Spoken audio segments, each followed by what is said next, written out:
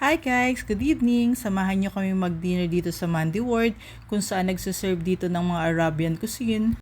After naming mag-badminton, naisipan namin dito mag-dinner. Ayan, waiting kami sa mga kasamahan namin.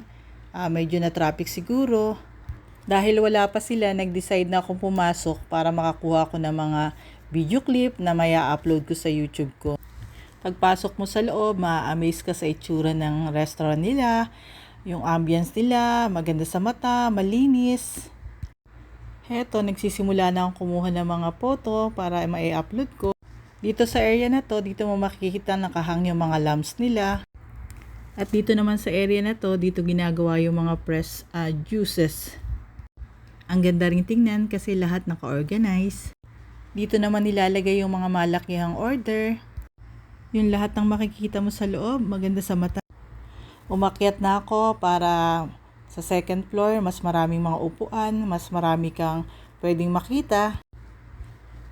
Pati yung staircase nila, ma-amaze ka sa ganda, pati sa mga wall. Dito sa second floor, meron dito mga for family, for bachelor. Or may mga nakaseparate ng mga tables kung gusto nyo. Andito rin ang cashier kung saan ka mag-order ng pagkain mo.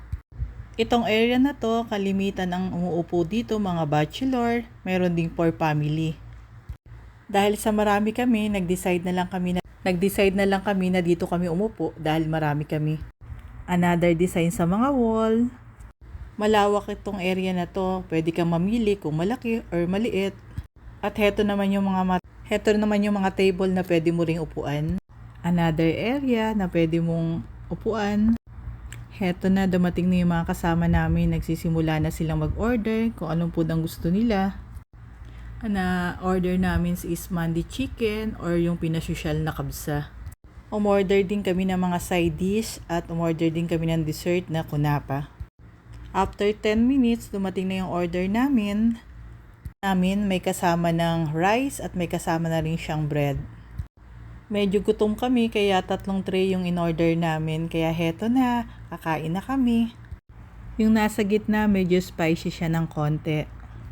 Ang Mandi World pala is nag-serve din ng camel at saka ng lamb. Ito naging itsura after namin kumain. Guys, kapag Friday, open siya ng 12:30 p.m. until 1:30 a.m. Thank you for watching everyone. God bless!